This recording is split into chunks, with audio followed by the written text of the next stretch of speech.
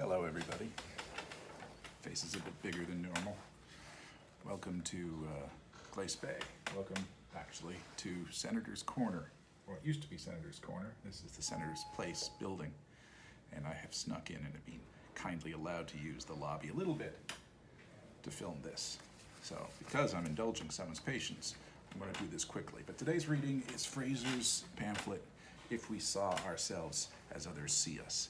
It is bananas, but I think it really proves some kind of interesting point. Don Fraser was a labor activist and columnist. He's also probably best known, or at the very least, I think he wanted to be best known as a poet, really a writer of verse. You see early in the writing, he talks about Robert Service and Songs of a Sourdough, and I think he imagined himself in that folk poet lineage as opposed to not a writer of sort of fine verse, as it were. He's not in competition with Yeats. But I think that ties into his sort of man of the people cred. He was also a reporter for the Maritime Labor Herald, which was basically a communist newspaper, certainly a socialist newspaper, and one of the key supporters of the Canadian Communist Party. His most famous piece is Echoes from Labor's Wars. And again, that is that's a book of verse that is about labor. And Richard McKinnon has looked at Don Fraser a little bit, and I'm blanking on some names right now, but I will put them on the screen. Some other people who've written about verse in Cape Breton. So the Herald ended in 1926, and this was written sometime in the early 1940s. The reference to the election of Clary Gillis, who was a socialist candidate for member of parliament, indicates that this is sometime in the early 1940s. So pamphlets became a way of distributing these long-form essays on particular political themes. So, and one of the issues is that they're meant to be timely. They are ephemeral, so they are written for the now, for mass distribution. Why is this turning off all the time? The issue is that they're a way of distributing opinions of the day and suggestions that are immediate. You notice that the thing is actually undated. But it's not because it's meant to be timeless. It's the idea that they are fundamentally disposable. And he is interested in the way that Glace Bay is understood, and as far as he's concerned, misunderstood. By virtue of it being a town identified with mining, it is tied into the larger form of how the figure of the miner as an archetype is present in North America. And again, this is where he talks about Robert Service. And general attitudes that the centers of hegemonic power, entertainments and so on, movies, popular culture, depicts small town culture to begin with, and especially industries that are physical and can be rough. They become caricaturish types.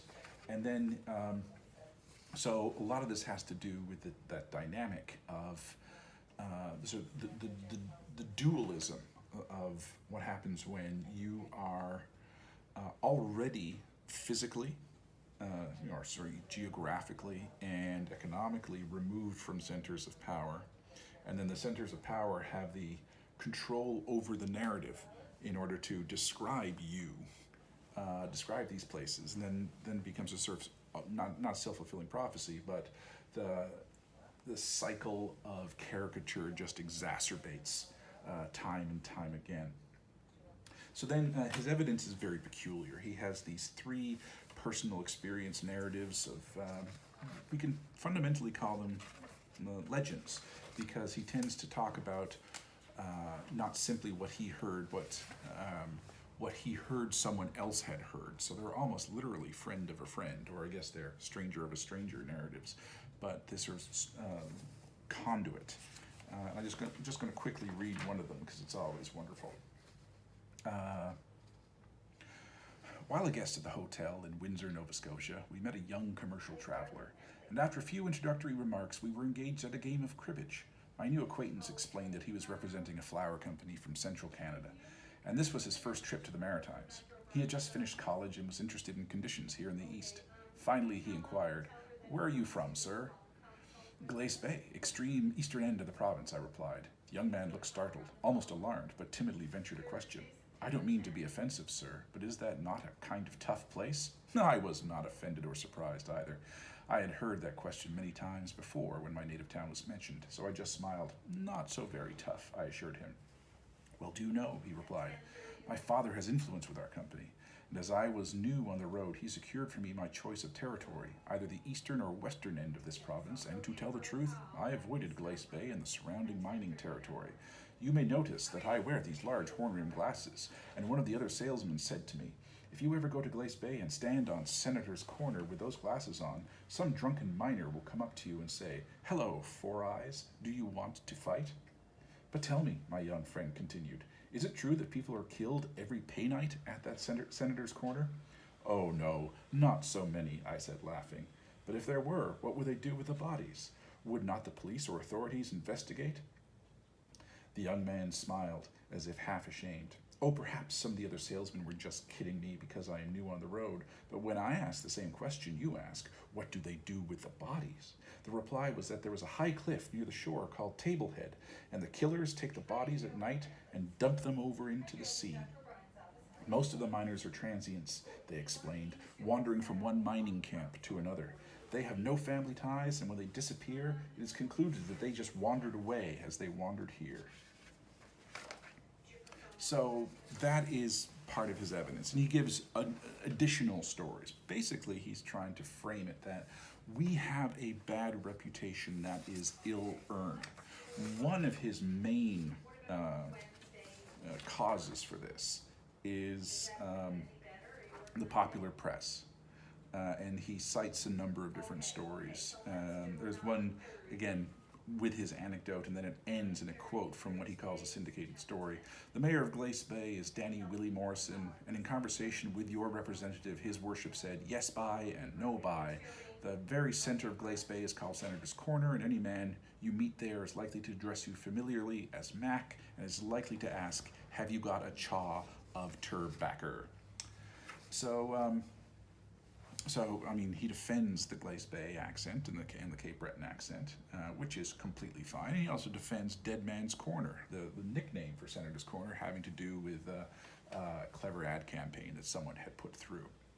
But fundamentally, he is talking about this is a fake news diatribe, and that what they need to do, what happens in the press is that they come to town looking for the bad, and they'll find a kid who's just like emerged wearing sort of a simple frock or made out of an old flour bag or something, and then present them as representative of all the children. Or they'll take a miner who comes out of who's just fresh out of the mine and coated with dust, and it's like, here you go, a dirty, filthy miner, and not what's the word around? Yes. So they prowl around, haunt the pit head in the miner's wash house until they discover a miner just emerging from hundreds of feet underground with his face soiled from coal dust. Then, with a grin of glee, they snap their little camera, but they never are interested in a miner well-dressed on his way to church and theater, the hockey game, or to call on his lady friend. So it's about the misrepresentation. It's about a misrepresentation for whatever reason. Again, he's a socialist and labor activist, and I think it's more or less, if you can convince the larger powers that these people are something less than, it's much more easier to express how they need to be oppressed, or how their oppression is justified, because they barely rise to the level of proper person, proper citizen. His solution to this is very weird, because for some reason he decides to blame the name of the town, Glace Bay. And that the idea that towns that end in the word bay, they just describe coldness or rurality, and they sound desolate as far as he's concerned. So this is all advocating that the city become renamed Bay City. Well, first of all, he's advocating that Glace Bay actually become a city. He really has it in for Sydney down the road, because Sydney is a city at this point. Sydney was made a city in, I'm going to say 1921, and maybe even earlier, but it had city status. And so hears a certain amount of pissing contest about how Sydney has the hotels, and salesmen are said, oh, you know, if you need to go to Glace Bay, maybe just phone and have them come because you'll be murdered. And but you know, to this entire thing, this entire pamphlet is about advocating for a name change of the town, which is weird, but kind of fun. Obviously, that didn't work. Glace Bay never rose to city. It never got incorporated as a city. It's one of Cape Breton's towns, but didn't hit city status. And of course, it was being absorbed into the regional municipality in 1995. So Glace Bay doesn't exist. It's only a figment of the imagination. But it's what I like about this thing is that this is someone who is speaking on behalf of, obviously he has an agenda, but he imagines himself sort of, you know, again, a man of the people, and it is talking about reflexiveness. It's talking about this idea of external perception versus what we know to be true, and so, and how those things conflict, because there are times when what is represented in the popular press is not inaccurate, but a distortion and accent and all those sorts of things. So I'm going to go. That was Don Fraser's lovely little pamphlet on If We Saw Ourselves as Others See Us. Be well.